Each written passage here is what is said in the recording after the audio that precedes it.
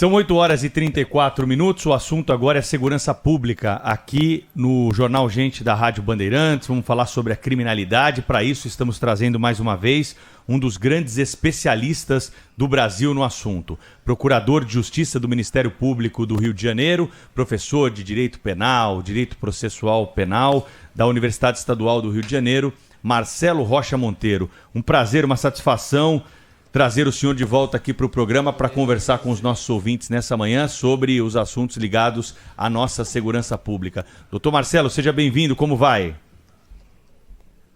Tudo bem, prazer estar aqui de volta com vocês, aqui Pedro, Thaís, Humberto, Sônia, muito bom estar aqui outra vez. Vamos começar falando sobre esse caso de Itajubá, que chamou muito a atenção dos nossos ouvintes ontem, doutor Marcelo. Houve uma ação daquilo que ficou denominado como Novo Cangaço, né? Uma ação da quadrilha do crime organizado, fortemente armado, com fuzil, metralhadora, colete à prova de bala, explosivo, carros blindados, ataque à unidade policial da cidade para se atingir uma instituição financeira, para chegar até o cofre, roubar dinheiro, roubar objetos de valor dessa instituição financeira.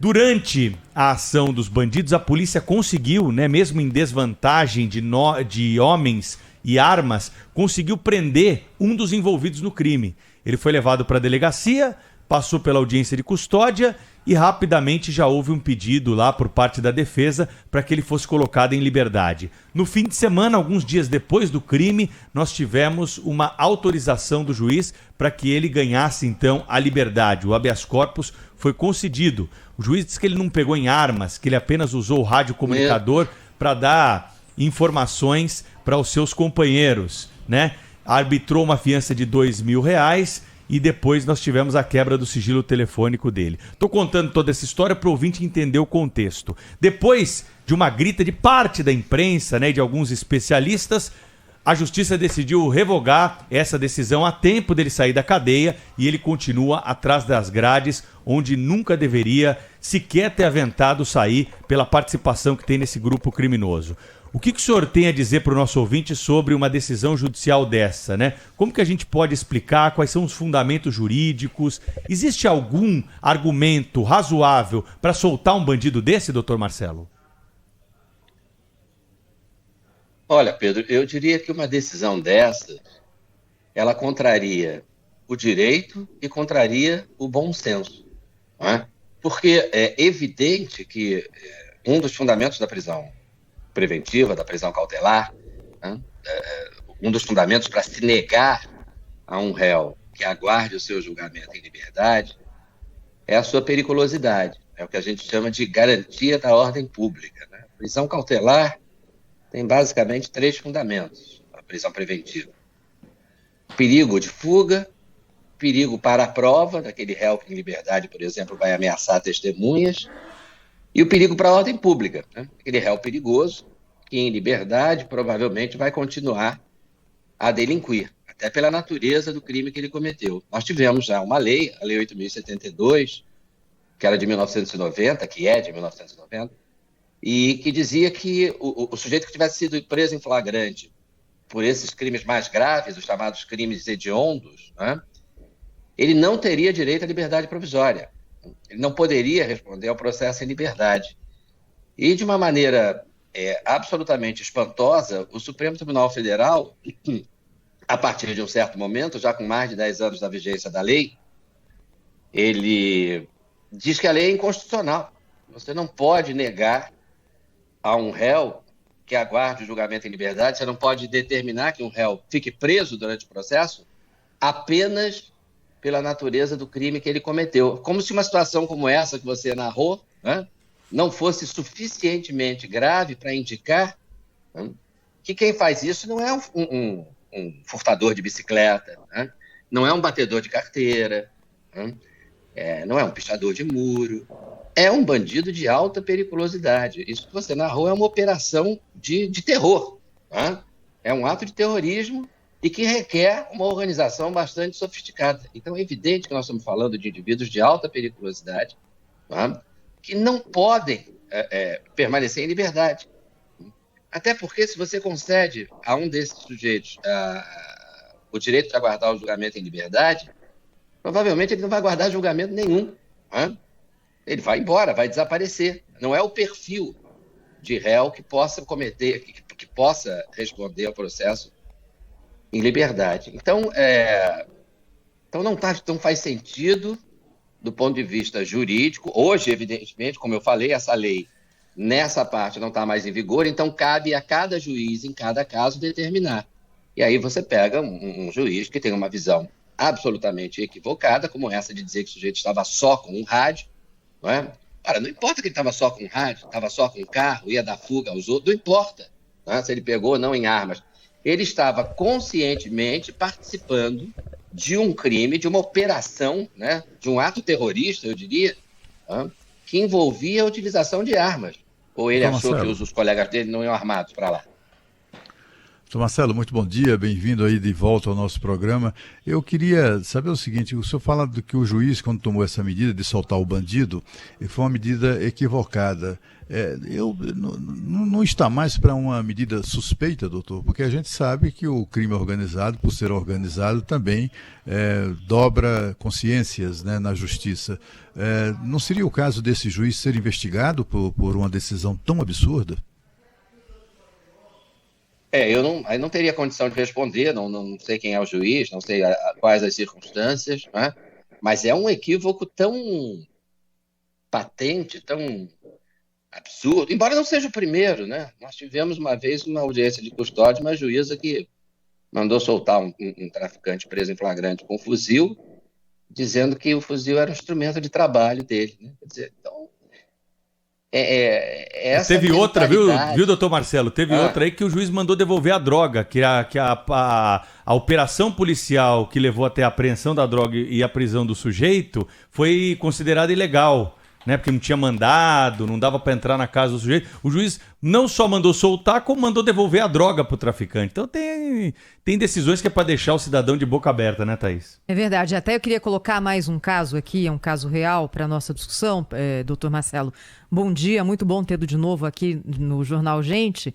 É um caso que diz respeito a uma pessoa que foi flagrada com droga, cocaína. É um jovem de 21 anos, em Santos, que foi surpreendido pela polícia com 50 quilos de cocaína. Bem, o processo foi seguindo, foi parar no STJ e um ministro do STJ concedeu habeas corpus para essa pessoa, dizendo o seguinte, que decretar o envolvimento da pessoa com tráfico com, entre aspas, apenas a base na quantidade de droga, não é uma fundamentação idônea para justificar a medida extrema da prisão do cidadão. O que diz a lei brasileira a respeito disso e qual tem sido a interpretação, doutor Marcelo?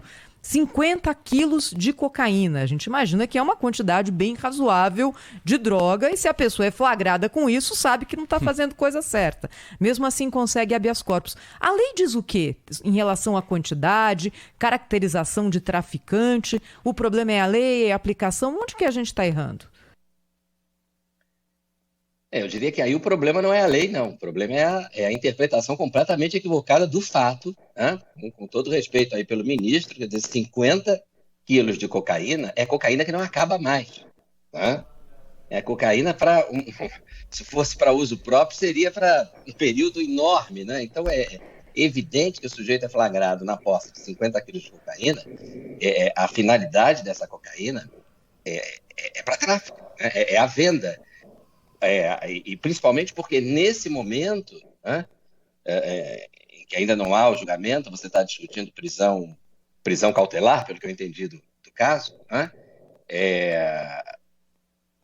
você vai trabalhar com indícios, né, prova do crime, indícios de autoria, mesmo que você não tenha ainda aquele juízo de certeza, né, você tem pelo menos uma bandeira vermelha erguida aí. Peraí, o senhor está com 50 quilos de cocaína? A princípio deve ser traficante. Né? Não sei que fique muito bem explicado uma circunstância excepcional aí que possa demonstrar que era um usuário na posse de 50 quilos de cocaína. Então, um pouco difícil de acreditar nisso, né, doutor Marcelo? Muito difícil de acreditar. A nossa lei não fala aí, respondendo a outra parte da tua pergunta, ela não estabelece uma quantidade. né? O que eu acho correto, porque a partir do dia em que a lei disser que só é considerado tráfico quando o sujeito for preso com 1 quilo de substância entorpecente, todo traficante vai andar com 999 gramas. Né? Ele vai vender, depois vai voltar lá para o depósito dele e pegar mais 999, porque se ele for preso, ele vai dizer, não, olha, pode pesar aí, não tem 1 quilo. Né? Então, não há esse limite, e eu acho que não deve haver. Tem gente que acha que deveria, eu entendo que não. Né? O que você tem que avaliar agora, é claro que a quantidade também vai ser levada em circunstância dentro de todo o contexto. Né? Por exemplo, você vai perguntar para essa pessoa, com que dinheiro, você está dizendo que esses 50 quilos de cocaína são para uso próprio, com que dinheiro você comprou isso? Né? Porque 50 quilos de cocaína não custa barato. Né? Então, você comprou como isso? Né? Então, o local, o meio de vida dessa pessoa, o local da prisão, né? Todas as circunstâncias que cercam esse fato vão ser levadas em conta. Aí que Mas, tá, sem doutor dúvida, Marcelo. Isso que o senhor está falando é muito importante. A Sônia Blota aqui, um prazer tê-lo novamente no Jornal Gente, aqui na Rádio Bandeirantes. A gente está falando de várias práticas de crime, né? E falávamos também ontem do chamado novo cangaço, né? E o Pedro definiu muito bem que já é o velho cangaço, né? Porque a gente só está assistindo isso, infelizmente, no Brasil. E a gente vê que o modus operandi de toda da bandidagem está muito refinado. Impressionante, quer dizer, desde os armamentos até a forma de planejamento de fazer isso, né? Contam aí com... aí que eu queria saber do senhor, e a nossa inteligência? E a inteligência das forças de operação, das polícias, dos investigadores? Como é que o senhor avalia hoje no Brasil? Por que a gente não consegue se antecipar a esses fatos hoje? Olha, o trabalho de inteligência existe. Aqui no Rio de Janeiro, por exemplo, todas essas operações policiais, inclusive as que tiveram maior repercussão, como a do Jacarezinho, a outra mais recente, que resultaram em várias mortes no confronto dos criminosos com a polícia, todas elas foram precedidas de inteligência. Né? Mas por mais que se colham informações, por mais que a atividade de inteligência seja desenvolvida, o confronto com esse tipo de criminoso é inevitável, porque o perfil desse criminoso, né, seja no tráfico, seja no chamado novo cangaço, é o perfil de um criminoso violento. Né? Você não está falando, por exemplo, de uma operação de inteligência, como certamente também ocorreu, para debelar um esquema de corrupção, como aconteceu, por exemplo, nos casos da Lava Jato. Né? Você faz a parte de inteligência, colhe informações, obtém os mandados de prisão, vai lá e prende esses sujeitos, esses corruptos, que são corruptos, mas não vão atirar na polícia de fuzil quando a polícia se aproximar. Tá? Não estou aqui relativizando, é claro, os crimes que eles cometem, né? Mas o perfil do criminoso é outro. Quando você faz uma operação de inteligência para debelar uma organização criminosa que se dedica à criminalidade violenta, como é o caso do tráfico, porque o tráfico está associado à violência, não tenho dúvida disso, tá? ou esse novo cangaço, você não vai fazer a operação de inteligência, descobrir onde eles estão localizados, né? e escrever uma cartinha para eles dizendo, já sei onde vocês estão, por favor, se entreguem, né? Ou chegar lá, bater lá na casa deles às 6 da manhã e dizer, olha, está todo mundo preso, puxa vida, então tá bom. Né? Deixa eu tirar o meu pijama que eu vou botar uma roupa aqui e entro na viatura policial. Isso não vai acontecer. Né? Então, por mais que essas operações sejam precedidas de inteligência, né? E elas, aqui no Rio, eu posso assegurar que são, né? Quando chega o momento de executar, né? de prender o sujeito, né? Vai haver confronto, né? Vai haver violência e, provavelmente, vão existir baixas aí, né? Seja do lado da polícia, a gente espera que não, né? Eu comemoro quando não há nenhum policial, eu acho que toda pessoa deveria comemorar, né? Quando criminosos atiram na polícia, a polícia atira de volta e as baixas se dão apenas do lado dos criminosos, e não do lado da polícia. O mundo É fica um pouquinho melhor, né, doutor Marcelo? Mas me diga uma coisa, o que é que está acontecendo, doutor Marcelo, com a nossa justiça, né? Porque a gente tem assistido, sobretudo nos últimos anos, né, uma sequência de decisões que parece haver um esforço não declarado, né, publicamente, de não levar pessoas para a cadeia mais e soltar quem está lá dentro. Né? A gente vê isso a cada decisão judicial. A gente assistiu o Supremo Tribunal Federal soltando uma ruma de ladrões, né, presos na Lava Jato, até tomando outras medidas que viabilizaram as candidaturas eleitorais dessas pessoas outra vez. Foram pilhados roubando o dinheiro público e estão lá ali em condições de voltar a disputar o mandato e, portanto, voltar a controlar a chave do cofre. Aí a gente assiste o juiz lá de Itajubá que solta o integrante da facção que acabou de assaltar, de subjugar uma cidade inteira. Né? Depois a gente vê lá o subministro do STJ soltando o traficante, porque afinal, olha, o que são 50 quilos? Né? 50 quilos não significa que o cara é traficante, então solta. Né? O juiz a juíza que devolve a arma do crime dizendo que é um instrumento de trabalho lá do bandido. O outro juiz que manda devolver a droga apreendida por ter sido apreendida ilegalmente, etc. Né? O tribunal que anula a prisão de bandidos com 1 tonelada de cocaína. A gente viu isso muito recentemente, tratamos desse assunto aqui. E tem sempre juízes, desembargadores e ministros de tribunais superiores ávidos por soltar essa bandidagem toda. O que é que está acontecendo, doutor Marcelo? O que está acontecendo é fruto de um processo de décadas, né? De destruição do sistema de justiça criminal pela escolha de um foco, né, absolutamente equivocado. O foco do sistema de justiça criminal deve ser a proteção à vítima, deve ser a proteção à sociedade. Né? Imagina, por exemplo, 50 quilos do dinheiro, o lucro de 50 quilos de cocaína, quantas armas não se consegue comprar, né? E quantas pessoas podem vir a ser vitimadas com essas armas nas mãos de criminosos. Né? Então, perdeu-se esse foco. O foco passou a ser o criminoso. Né? Olha, precisamos de uma lei penal, de uma lei de execução penal que se preocupe com o bem-estar do criminoso, com a ressocialização do criminoso. Né? Hoje, a ideia de muitos é que a função da pena é ressocializar, a função da pena é segregar o criminoso, tirar o criminoso do convívio social. Ninguém mais fala isso, né? Ninguém mais, é exagero, mas pouca gente fala isso. E se insiste nessa história de ressocializar como se todo criminoso pudesse ser ressocializado. Né? Então, perdeu-se a noção de que o sistema de justiça criminal, que o direito penal existe para proteger a vítima. Né? Não é para o bem-estar do criminoso, não é para a ressocialização do criminoso. Né? Porque se fosse para a ressocialização do criminoso, não existiria, e existe pelo mundo afora, não pode existir no Brasil, mas existe em outros países, o mundo não se resume ao Brasil, pena de morte e pena de prisão perpétua. Né?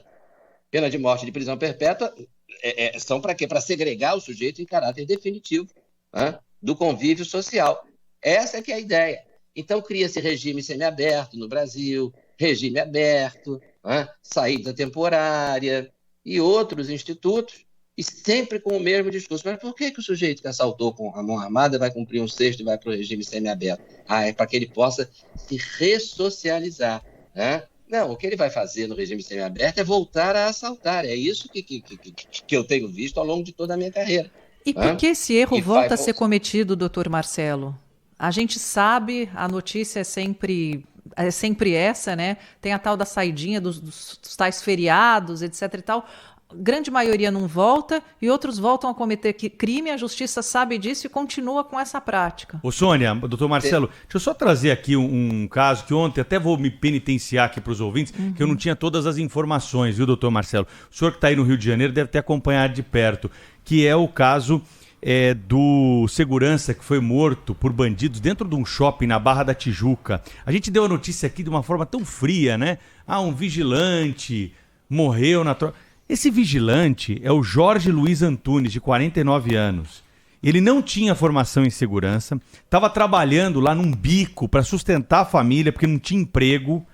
Ele deixou de ir no aniversário da neta para ganhar R$ 180 naquele dia como vigilante do shopping. Talvez por falta de expertise, ele não soube se posicionar ali na hora do tiroteio. Mas jamais nós podemos aqui trazer qualquer tipo de culpa. Até a foto dele está aqui no YouTube da Rádio Bandeirantes, para a gente até prestar uma homenagem para ele. Pai de 4 filhos, negro, da periferia do Rio de Janeiro. Se fosse o bandido que tivesse morrido e fosse negro e tivesse nessa situação, nós teríamos hoje ONGs fechando a Vieira Solto, fechando as principais ruas do Rio de Janeiro para chamar a atenção das autoridades. O doutor Marcelo, que está no Rio de Janeiro, viu alguma manifestação nesse sentido dessas ONGs? Pode trazer como a título de informação aqui para nós. Ele é um especialista das leis, está aqui para falar sobre o nosso Código Penal e Processual Penal, mas vive no Rio de Janeiro. E deve ter acompanhado esse caso e pode trazer para a gente essa informação. Porque eu aqui de São Paulo não vi uma notícia.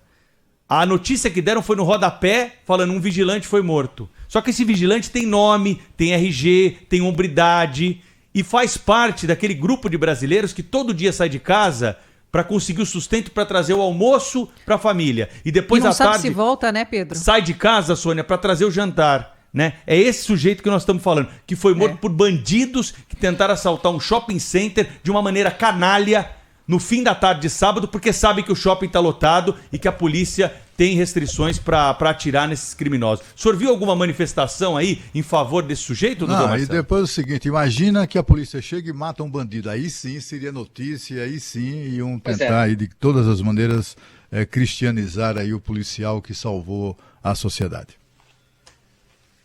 É um negro, pobre, da periferia, que deixou de ir na festa de aniversário da neta, para ganhar lá, tá desempregado, ganhar R$ 180, fazendo um bico como segurança, numa joalheria. Foi morto covardemente com um tiro na cara.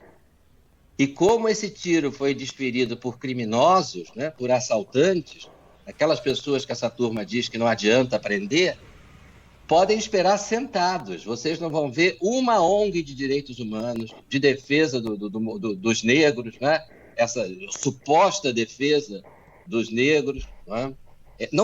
Vocês não vão ver nenhuma manifestação. Não houve aqui no Rio de Janeiro e não haverá, provavelmente, em lugar nenhum. Vocês vão ver essas ONGs tentando erguer, aí sim, um monumento no Jacarezinho, um memorial em homenagem aos 27 traficantes mortos pela polícia naquela operação que eles logo se apressaram em chamar de chacina, onde a polícia, ao entrar, foi recebida a tiros e um policial foi morto, executado com um tiro na cabeça, e a polícia então prosseguiu na operação e, para não morrerem mais policiais, ela atirou e aí matou 27 traficantes. Aí sim, aí você teve até o lançamento da pedra fundamental desse memorial, mas a revolta que isso causou na população foi tanta que a polícia derrubou. Mas para esse negro, para esse trabalhador, que, repito, deixou de ir na festa de aniversário da netinha, para ganhar um dinheirinho lá para a família, e que era, segundo se comenta aqui, as pessoas que o conheciam diziam que era uma pessoa ótima, um sujeito do bem, sujeito trabalhador, uma pessoa dedicada à família, e que perdeu a vida pela ação de um grupo, de um bando de criminosos que queriam praticar um assalto, um roubo. Terrível. A uma joalheria. Terrível. Eu só quero dizer o seguinte, claro. Se existe um crime, isso aí é latrocínio, é a morte no contexto de um roubo.